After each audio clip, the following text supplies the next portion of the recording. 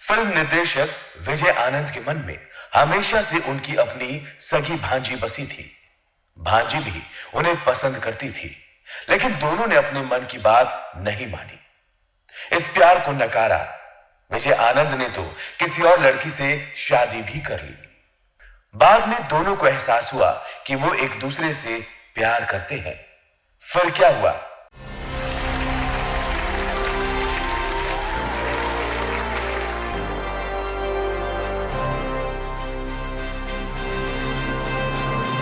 हुआ इकरार हुआ है। आपके पांव देखे, इन्हें जमीन पर मत उतारिएगा।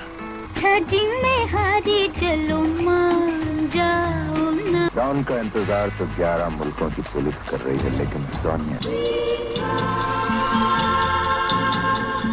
गाता चल ओ साथी गुनगुनाता चल।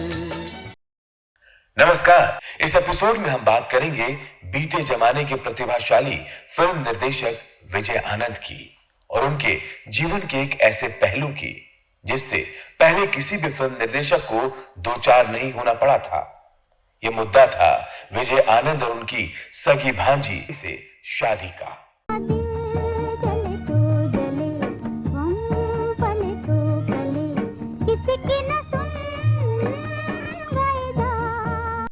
दोस्तों, विजय आनंद ने पहले शादी की थी एक अभिनेत्री से, लेकिन यह शादी चली नहीं।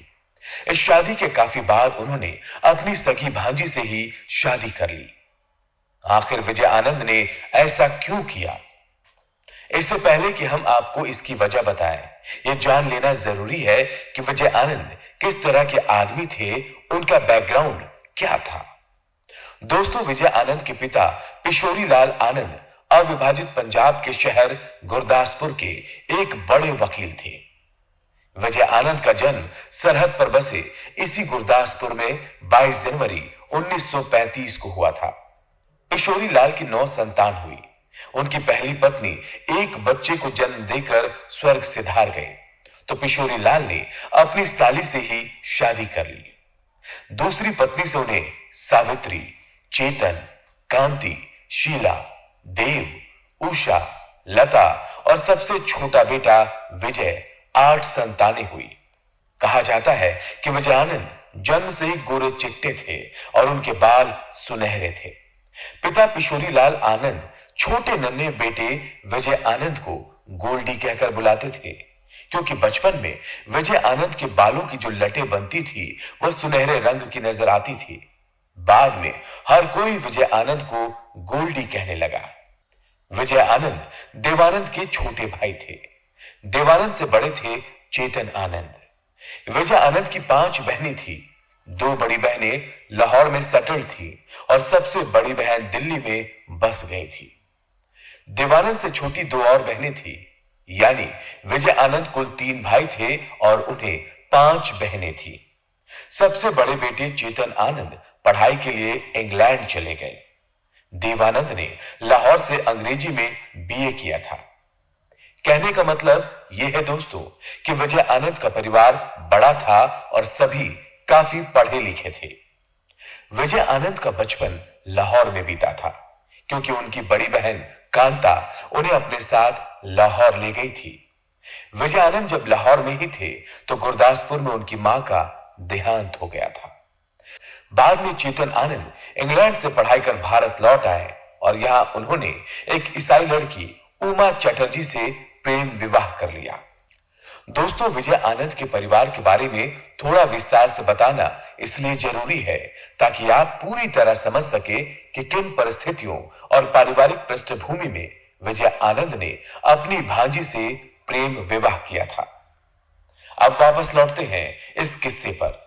तो हुआ ये कि सबसे बड़े भाई चेतन आनंद ने पहले देहरादून में शिक्षक की नौकरी की। बाद में फिल्मों और रंगमंच पर अपनी किस्मत आजमाने बंबई चले गए। बाद में देवानंद भी लाहौर से बंबई पहुंच गए और आखिर कुछ समय बाद बालक विजय आनंद भी अपने दोनों भाई के पास बंबई जा पहुंचे। वहां पहले स्कूल की पढ़ाई पूरी की और बाद में जेवियर कॉलेज से बीए किया। स्कूल और कॉलेज में विजय आनंद रंगमंच से जुड़े और कई नाटकों में भाग लिया। विजय आनंद जब कॉलेज में ही थे तो उन्होंने हिट फिल्म टैक्सी ड्राइवर की स्क्रिप्ट लिख डाली थी। बाद में विजय आनंद ने देवानंद की फिल्म 9-2-11 की कहानी लिखी और इसे डायरेक्ट भी किया। पहला बादल। फिल्म 9-2-11 भी खूब चली और विजय आनंद बतौर फिल्म निर्देशक मशहूर हो गए। इसके बाद विजय आनंद ने देवानंद की फिल्म काला बाजार और फिर उनकी सबसे बड़ी फिल्म गाइड को डायरेक्ट किया। रिमझिम के तराने लेके आई बरसात, याद आई किसी से वो पहली मुलाकात। तेरे मेरे सपने अब एक रंग है। धीरे धीरे फिल्मी दुनिया में निर्देशन के क्षेत्र में विजय आनंद एक सम्मानित नाम बन गया। गोल्डी अपने लाइफ में सेटल हो गए। दोस्तों, यही समय था जब गोल्डी के परिवार का हर सदस्य उनसे शादी कर लेने का आग्रह कर रहा था। सभी को लगता था कि गोल्डी की उम्र अब शादी लायक हो गई है, इसीलिए उन्हें अब विवाह कर लेना चाहिए। कहा जाता है कि गोल्डी विवाह के नाम से भय खाते थे। वो समझ नहीं पा रहे थे कि उन्हें किस तरह की लड़की चाहिए। उन्हें लगता था कि शादी जुआ है, पति या पत्नी गलत साथी चुन ले तो उनका बुरा हाल होता है। वो ये देख चुके थे। यदि गलत साथी चुन लिया जाए तो विवाह संबंध तोड़ने की हिम्मत होनी चाहिए और वो बहुत कम लोगों में होती है। जिनमें यह हिम्मत नहीं होती वो अनचाहा रिश्ता ढूंढते चले जाते हैं। प्रेम का नाटक दुनिया के सामने करते रहते हैं। गोल्डी को इन मुखौटों से नफरत थी। वो चाहते थे उनका विवाह एक ऐसी लड़की से हो जो सबसे अच्छी हो। वो सपनों की परी के ख्यालों में खोए रहते। प्यार का राज सुनो रे, दिल का भंवर करे पुकार। अगर कोई पूछता कि वो कैसी लड़की से विवाह करना चाहते हैं तो वो साफ साफ नहीं बता पाते। कहा जाता है कि आखिर परिवार के कहने पर गोल्डी शादी के लिए लड़कियां देखने लगे। इस दौरान कई लड़कियों से उनकी मित्रता भी हुई, लेकिन धीरे धीरे उन्हें यह एहसास हो गया कि सपनों की परी सच में नहीं होती। ऐसे ही कई साल बीत गए। इसी बीच विजय आनंद आचार्य रजनीश के संपर्क में आए। विजय आनंद को सपनों की परी तो नहीं मिली, लेकिन तब तक अपनी बड़ी बहन सावित्री की बेटी सुषमा को लेकर उनके मन में चाहत पैदा हो गई थी।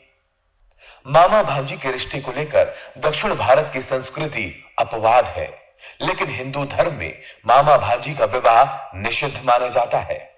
पंजाबी समाज में मामा अपनी भांजी के विवाह में उसे सुहाग का चूड़ा पहनाता है।